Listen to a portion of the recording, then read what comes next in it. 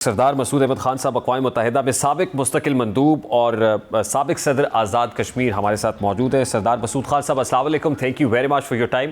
سر، سب سے پہلے تو بڑا سادہ سا سوال ہے، امریکہ اور ایران کانفلکٹ کے اندر جو ریسنٹ سٹیٹمنٹ پریزیڈنٹ ٹرمپ کی طرف سے سامنے آیا، اس سے تو لگتا ہے کہ ایسکیلیشن فردر بڑھے گی، اور یہ ایسکیلیشن اگر بڑھتی ہے تو یقیناً خطے کے لیے کوئی نیک شگن نہیں ہوگا۔ آپ کو لگ رہا ہے کہ الٹیمیٹلی پریزیڈنٹ ٹرمپ اب وہی کریں گے جو وہ کہہ رہے ہیں؟ کیونکہ اس سے پہلے ہم نے دیکھا ہے کہ وہ کہتے کچھ ہیں اور کرتے کچھ اور ہیں۔ آپ نے درست کہا ہے کہ جو جنگ کی شدت بڑھ گئی ہے، اور آج آپ نے دیکھا ہوگا کہ ایران کے اوپر تابڑ توڑ حملے ہوئے ہیں، جس کی وجہ سے جو ہے پیسٹر انسٹیٹیوٹ جو ایک میڈیکل فیسلٹی ہے وہ تہران میں ہٹ ہوا ہے۔ اس کے بعد کراگ جو جگہ ہے وہاں بھی جو ہے سول برجز جو ہیں اور سول انسٹیٹیوشنز کے اوپر حملہ ہوا ہے، اور ان کا ایک جزیرہ ہے جو آبنائے ہرموز کے ساتھ ہے، اس کو کہتے ہیں کشم۔ تو یہ بہت ہی حساس جزیرہ ہے، اور یہاں ایران کی تنصیبات موجود ہیں، اس کے اوپر بھی حملہ ہوا ہے۔ تو جو ایران کی طرف سے بھی صدر ٹرمپ کے بیانات کے بعد حملوں میں شدت آئی ہے، انہوں نے اسرائیل کو بھی نشانہ بنایا ہے، اور اسرائیل اور امریکہ کی طرف سے بھی جو جنگ کے جتنے بھی حملے تھے اس میں اضافہ ہوا ہے۔ اب میں آپ کو یہ بتانا چاہتا ہوں کہ جو صدر ٹرمپ کی اسٹیٹمنٹ تھی اس نے کوئی مسائل حل نہیں کیے۔ انہوں نے اصل میں جو اہداف گاہے بگاہے وہ گنتے رہتے تھے ان کو پیش کیا، تاکہ دو چیزیں وہ کر سکیں کہ وہاں امریکہ میں جنگ کی بڑی مخالفت ہے، اور خاص طور سے یہ صرف نہیں کہ ڈیموکریٹس جو ان کے اپوزیشن کی پارٹی ہے، بلکہ ان کے اپنی کنسٹیٹوئنسی میں ریپبلکنز میں، اور جو امریکہ فرسٹ اور میک امریکہ گریٹ اگین کی جو کنسٹیٹوئنسی ہے، جو صدر ٹرمپ کو مطلب بغیر کسی شرط کے غیر مشروط انداز میں جو ان کے سپورٹ کرتے ہیں، ان کے ہاں بھی تشویش پائی جاتی ہے۔ اور وہاں جو اوپینین پول ہوا ہے اس کے مطابق تقریباً 2/3 جو ہیں وہ مختلف قسم کے ہوئے ہیں، لیکن اگر آپ ان کا جو اوپینین پولز ہوئے ہیں، 2/3 of Americans they don't want a war, a continuation of war۔ اس کی وجہ یہ ہے کہ وہاں جو ہے افراط زر بڑھا ہے، اس کے بعد تیل کی قیمتیں بڑھ رہی ہیں، گڈز اینڈ سروسز کی قیمتیں بڑھ رہی ہیں، اور دوسرا جو ہے ان کا ہدف یہ تھا صدر ٹرمپ کا کہ کسی طریقے سے بین الاقوامی منڈیوں کو اور بین الاقوامی برادری کو ریشور کروا سکیں کہ یہ ان کے لیے بہتر ہے، یہ عالمی امن کے لیے بہتر ہے، یا اس کے علاوہ، اور انہوں نے یہ کہا کہ یہ جو منڈیوں میں اتار چڑھاؤ ہے یہ وقتی ہے۔ تو ان دونوں معاملات کے سلسلے میں میرا خیال ہے کہ کوئی ان کو خاص کامیابی حاصل نہیں ہوئی، لیکن آپ نے درست کہا ہے کہ اس تمام فیڈ بیک کے باوجود جو بڑی حد تک منفی ہے، وہ اپنا پلان آگے جاری رکھیں گے۔ اب یہ دیکھیے کہ اس سے یہ بھی ظاہر ہوتا ہے کہ امریکہ اور اسرائیل کی ایک ہی جیسی یکسو حکمت عملی ہے، کیونکہ ادھر بھی جو ہے وہ بھی لبنان میں پل گرا رہا ہے، لٹانی ریور ہے، یا اس کے علاوہ دوسرے جو ریورز ہیں ان کو نشانہ بنا رہا ہے، ادھر بھی جو ایران کے ریورز ہیں ان کو نشانہ بنایا جا رہا ہے۔ حاصل بحث یہ ہے کہ صدر ٹرمپ یہ کہہ رہے ہیں کہ جو انہوں نے شرائط سامنے رکھی ہیں ایران ان کے اوپر دستخط کر دے، اور اس کے بعد غیر مشروط طور پر دستخط کر دے، اگر نہیں تو انہیں پتھر کے زمانے میں ایسی بمباری کریں گے کہ انہیں پتھر کے زمانے تک پہنچا دیں گے۔ تو اس کا مطلب یہ ہے کہ امریکہ پرعزم ہے، صدر ٹرمپ پرعزم ہے کہ وہ اگلے 2-3 ہفتے میں کچھ اس قسم کی شدید کارروائی کریں گے کہ ایران مجبور ہو جائے ان کی شرائط ماننے کے لیے۔ انہوں نے اپنے لیے ایک ایکسٹ ریمپ بھی رکھا ہے، انہوں نے کہا کہ اگر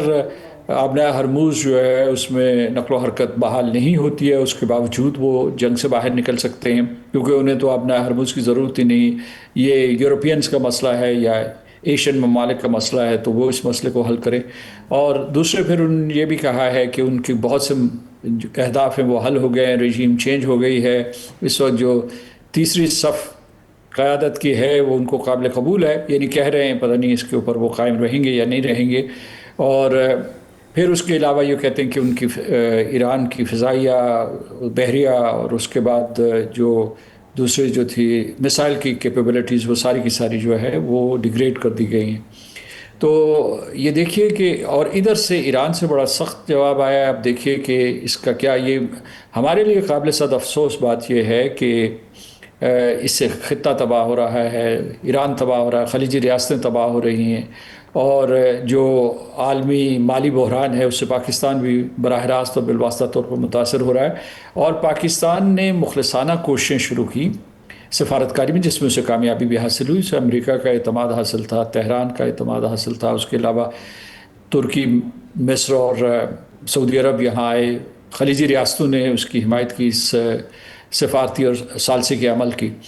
تو لیکن اور چین کا بھی ہم نے مطلب ہے پاکستان نے انیشیٹو لے کے چین کی حمایت حاصل کی ہے، اور آج آپ کو یہ بھی خبر ملی ہوگی کہ روس نے بھی، ان کے جو ترجمان ہیں روس کی حکومت کے پسکاف، انہوں نے کہا ہے کہ روس بھی سفارتکاری کے لیے تیار ہے۔ اور اسی طریقے سے جو یورپین یونین سے بھی یہ پیغام آیا ہے، ان کی جو president of European council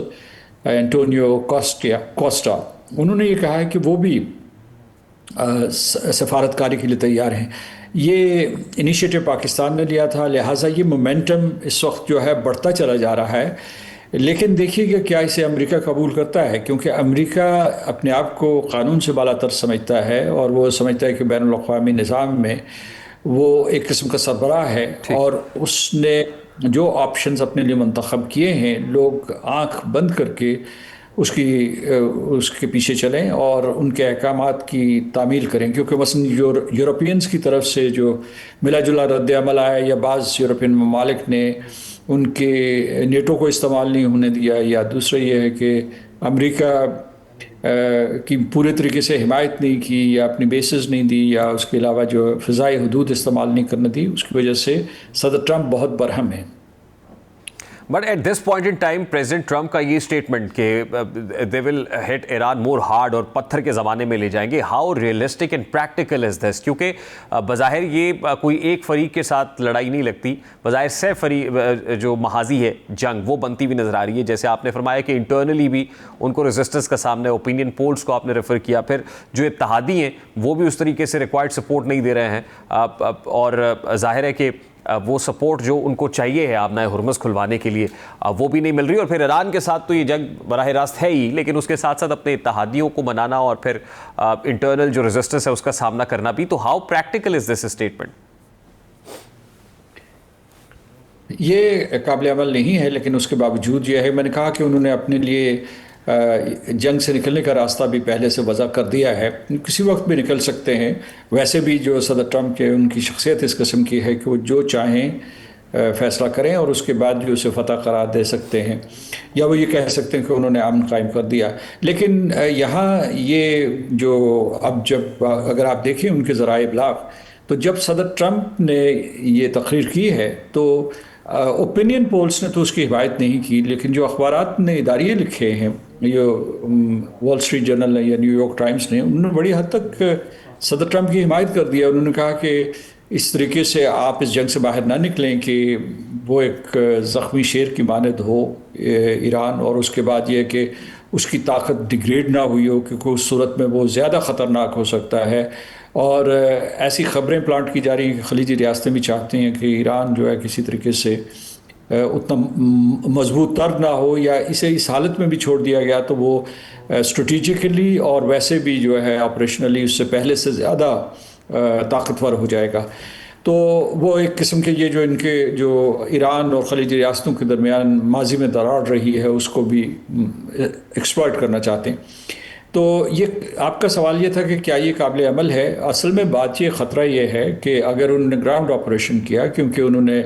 31st ایکسپیڈیشنری Marine force جو ہے وہ ڈپلوائے کی ہے، اس کے کوئی تو 3500 کے قریب مرینس یہاں ڈپلوائے کیے، اور دوسری طرف انہوں نے جو ہے 82nd ایئر بورن ڈویژن کے جو پیرا ٹروپرس ہیں ان کو متعین کیا ہے۔ تو اگر انہوں نے خارگا آئلینڈ کے اوپر یا کشم کے اوپر یا ابو موسیٰ کے اوپر قبضہ کیا،